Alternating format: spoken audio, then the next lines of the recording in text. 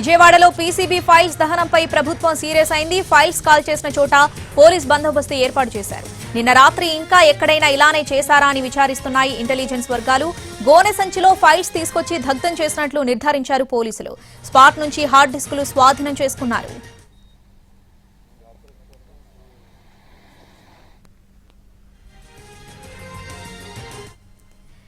విజయవాడలో PCB files దహనంపై ప్రభుత్వం serious అయింది. ఫైల్స్ కాల్ చేసిన చోట పోలీస్ బందోబస్తు ఏర్పాటు చేశారు. నిన్న రాత్రి ఇంకా ఎక్కడైనా ఇలానే చేశారా అని విచారిస్తున్న ఇంటెలిజెన్స్ వర్గాలు.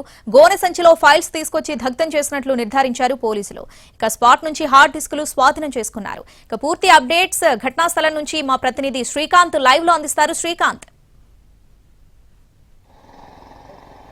విజయవాడలో నిన్న రాత్రి పొల్యూషన్ కంట్రోల్ బోర్డుకు సంబంధించిన ఫైల్స్ దహనం చేసిన ఘటనకు సంబంధించి అయితే ప్రభుత్వం సీరియస్ అయింది. మొత్తం ఈ ఘటనకు సంబంధించి సమగ్ర విచారణ చేయాలని అధికారులకు కూడా ఆదేశించిన నేపథ్యంలో ప్రస్తుతం మనం ఏదైతే ఫైల్స్ దహనం చేశారో ఆ స్పాట్లో ఉన్నాం. ఇది విజయవాడ నుంచి అవినిగడ్డ వెళ్లే కరకట్ట మీద ఇది ఉంటుంది. మొత్తం కూడా స్థానికంగా ఉన్న ప్రాంతం అంతా కూడా ఈ చెత్తకి సంబంధించి దహనం చేసే డంపింగ్ యార్డ్గా కూడా స్థానికులు కూడా వినియోగిస్తున్న నేపథ్యంలో నిన్న రాత్రి 10:30 గంటల సమయంలో ఈ ప్రభుత్వ వాహనంలో ఎవరైతే పొల్యూషన్ కంట్రోల్ బోర్డు ఉద్యోగులు ఉన్నారో నాగరాజు అదేవిధంగా రూపేంద్ర వచ్చి ఈ ఫైల్స్ ని గోని సంచులు తీసుకొచ్చి దహనం చేస్తుండగా స్థానికులు గుర్తించారు. ప్రస్తుతం మనతో ప్రత్యక్ష సాక్షి అదేవిధంగా పోలీసులకు సమాచారం ఇచ్చిన ముస్నూరి శ్రీనివాస్ ఉన్నారు. సార్, ఏం గమనించారు రాత్రి మీరు ఆ సమయంలో? రాత్రి ఏం లేదండి, 10:30 సమయంలో ఒక ప్రభుత్వ వాహనంలో వచ్చి మూటలో 10 మూటలో వేసుకుని వచ్చి మొత్తం వాళ్ళు తగలబెడుతున్నారు. ఇది ఏంటంటే మమ్మల్ని గవర్నమెంట్ ఫైల్స్, మమ్మల్ని సమీర్ శర్మ గారు రిటైర్ అయ్యాడు, మేము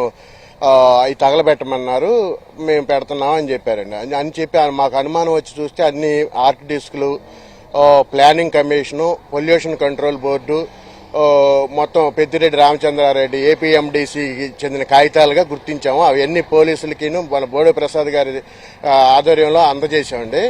అందజేసి చూస్తే మొత్తం గత ప్రభుత్వ అవినీతిని అంతా చెరిపేయటానికి, అవినీతి అరాచక పాలనకి ఇదే ఉదాహరణ అండి.